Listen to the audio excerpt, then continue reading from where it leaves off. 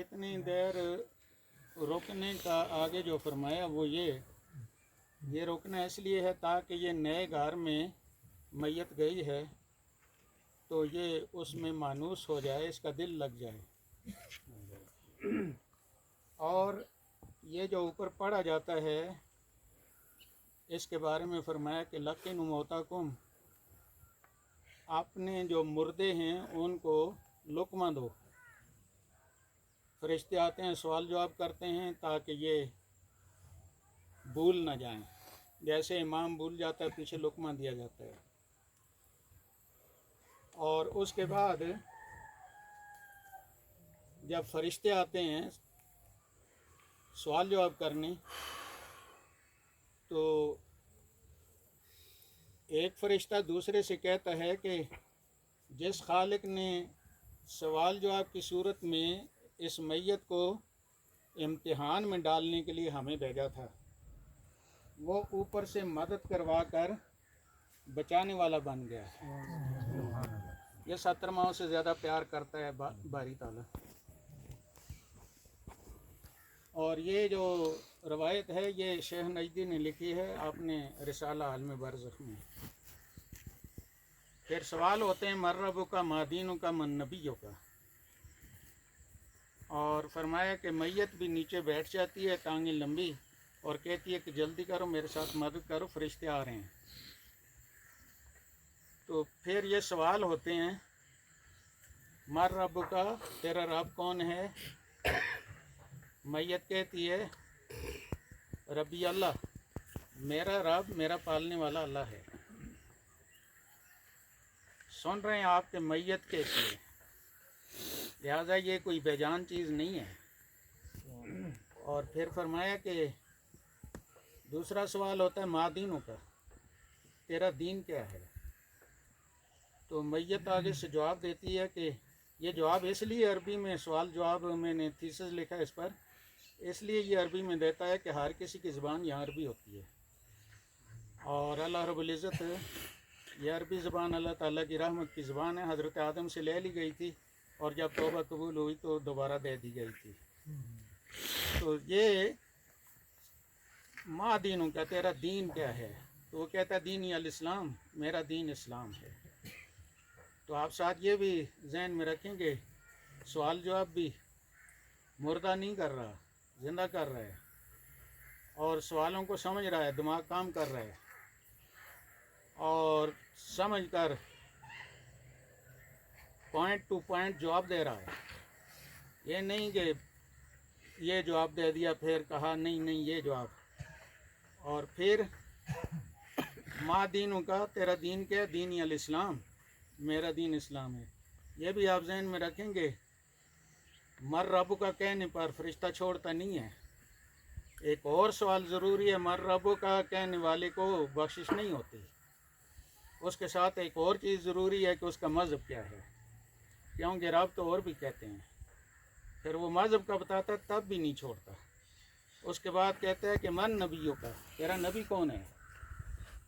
تو وہ کہتا ہے نبی جی محمد رسول اللہ، میرا نبی محمد رسول اللہ ہے۔ پھر بھی فرشتہ چھوڑتا نہیں ہے۔ رب کا بھی بتا دیا، دین کا بھی بتا دیا، اور پھر اس کے بعد نبی کا بھی بتا دیا، لیکن فرشتہ چھوڑتا نہیں ہے۔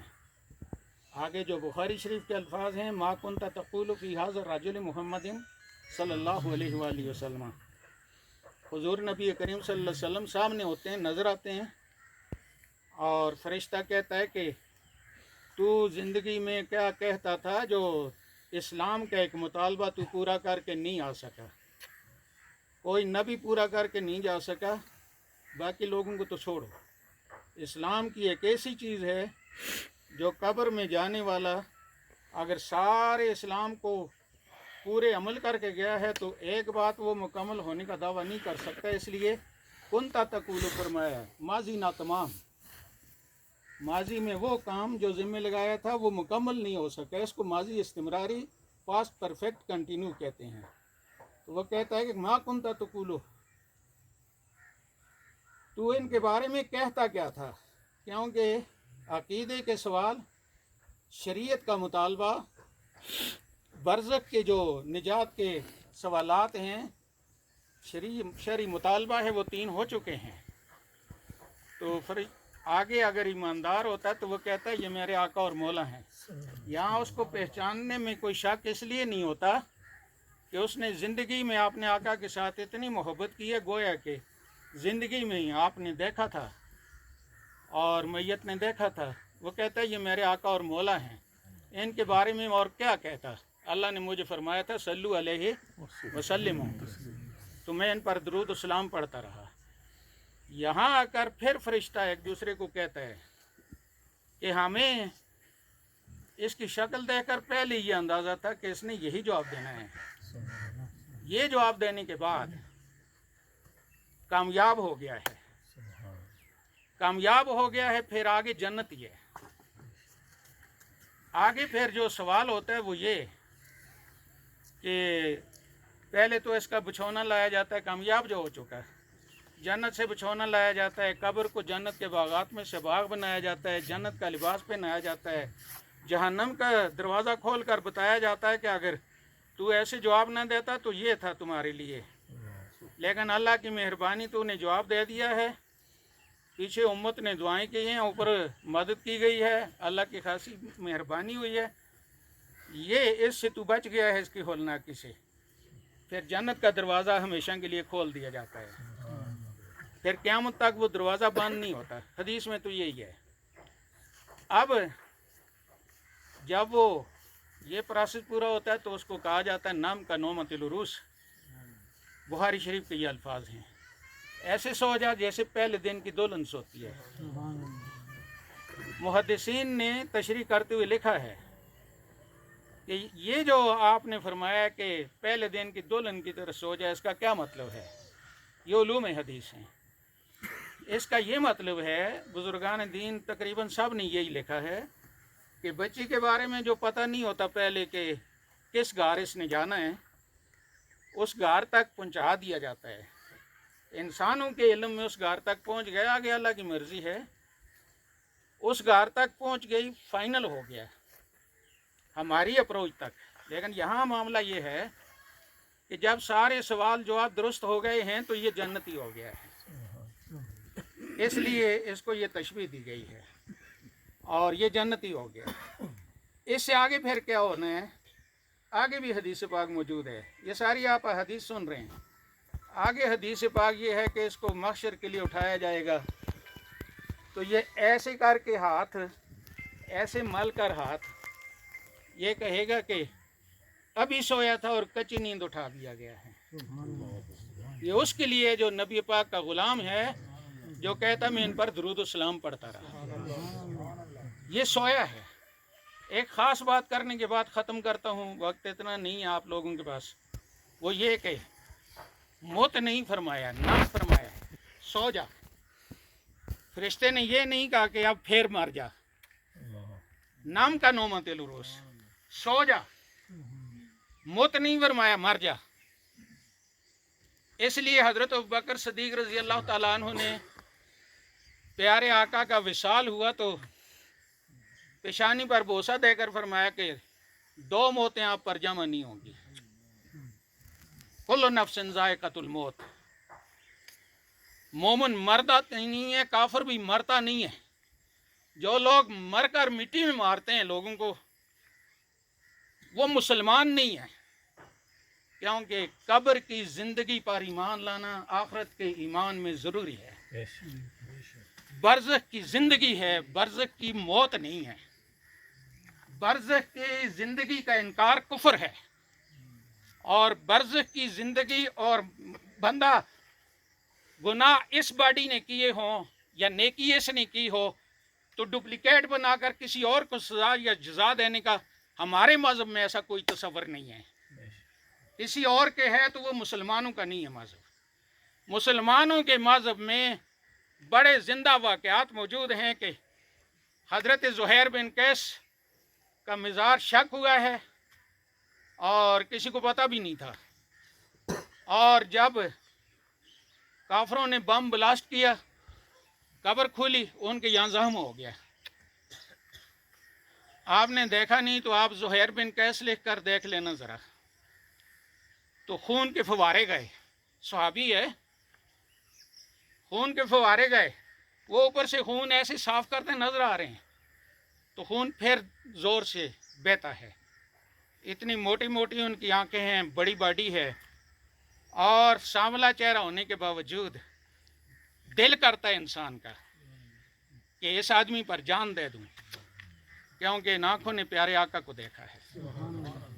सहाबी में और गैर सहाबी में फ़र्क आज सुन लें, अमाल की वजह से नहीं है, इबादत की वजह से नहीं है, किसी और वजह से नहीं है। एक सहाबी आया, मुशरिक आया, कलमा पढ़ा और तफसील नहीं करता, जाने लगा तो प्यारे आका ने फरमाया जिसने ज़मीन पर जन्नती को दौड़ते देखना है इस आदमी को देख ले। और दूसरा मुसलमानों की तरफ से लड़ता रहा, सहाबा ने समझा शायद मुसलमान है, और उन्होंने कहा जन्नत तो यही कमा लेगा, लोगों की हिरस अपनी कब्र आखिरत पर होती है, हमारी हिरस दुनिया के साथ हो गई है। प्यारे आका ने फरमाया जिसने जहन्नमी देखना है इसी को देख ले। और फिर बाद में उसके जहन्नमी होने की सहाबा को तस्दीक भी हुई। मेरे कहने का मकसद ये है कि कोई अमल नहीं किया, लेकिन इस सहाबी जिसने कोई अमल नहीं किया, सारे गौस कुतुब सैयद सारे शेखुल हदीस सारी दुनिया सारी उम्मत एक तराजू में रखी जाए, और ये सहाबी जो प्यारे आका को देखकर गवाही देकर जाकर जान दे गया है, कुछ भी और नहीं किया, ये एक पड़ले में रखा जाए तो ये पड़ला भारी है। इसको सहाबी कहते हैं। सहाबी ज़ियारत की वजह से है। ज़ियारत बहुत बड़ी चीज़ है, किसी की ज़ियारत करनी बहुत बड़ी चीज़ है। माँ बाप के चेहरे की ज़ियारत करनी, कब्रों पे जाना मकबूल हज है, उलमा की ज़ियारत करनी मकबूल हज है, और इनकी वजह से हमारा दीन ईमान है, मदरसों की वजह से दीन ईमान है, और उलमा की वजह से है। लिहाजा सारे काम छोड़कर उलमा को, मदारस को, तुलबा को पुष्टपनाही करें, और ये इंशाअल्लाह किसी काफर माफर को इधर नहीं आने देते। लेकिन अगर ये ना हुए तो फिर जो कुछ हुआ है लीबिया में और सारी रियासतों में वही कुछ होगा। लिहाजा वोट देते हुए ये समझना है कि हुसैन ने यजीद के हाथ में हाथ देना कोई ऐसी बात नहीं थी, लेकिन ईमानदार का हाथ बेईमान के हाथ में नहीं जाना चाहिए। इसलिए किसी बेईमान को वोट ना दिया करें, उलमा खड़े हों तो उनको वोट दिया करें। अल्लाह ताला आपका मेरा आना कबूल फरमाए। आपने समझा होगा कि कब्र में मैयत कोई बेजान चीज़ नहीं होती। ये सहाबी में दूसरा फ़र्क अगर सुनना है तो वो ये है कि बाकियों सहाबा को दुनियावी ज़िंदगी में नबी पाक की ज़ियारत हुई, इतना बड़ा रुतबा है, हमें उस ज़ियारत के लिए मरना पड़ता है। ये फ़र्क है सहाबी और गैर सहाबी में। इसलिए सहाबा इकराम का अदब करें, प्यारे आका की औलाद का अदब करें, और सहाबा इकराम में से कोई भी सहाबी जिसके बारे में कोई बात करे, चाहे सैयद हो या कोई सैयद, उसकी तरफ मुड़ कर नहीं देखना, लेकिन उसकी तौहीन न करें। इसलिए उम्मत को इकट्ठा करें, जिहाद के लिए तैयार रहें, वगरना मरने के लिए तैयार रहें, हमेशा ज़मीन से ख़त्म होने के लिए तैयार रहें। या जिहाद होगा और आपको ज़िंदगी मिलेगी, या ये कि सर नीचे कर लेंगे, काफिर मारेंगे, हमेशा के लिए मिट जाएंगे। जिहाद ज़िंदगी है। अल्लाह ताला हमारा आना कबूल फरमाए। हमारे मेहमान आए हैं, इनमें से जो मेहमानों में बड़ा आदमी है वो दुआ मांगेगा। दुआ फरमाए। या रसूल अल्लाह। ऊंचा बोलें, कोई पाबंदी नहीं है, ये इंडिया नहीं है। जिंदाबाद जिंदाबाद जिंदाबाद जिंदाबाद।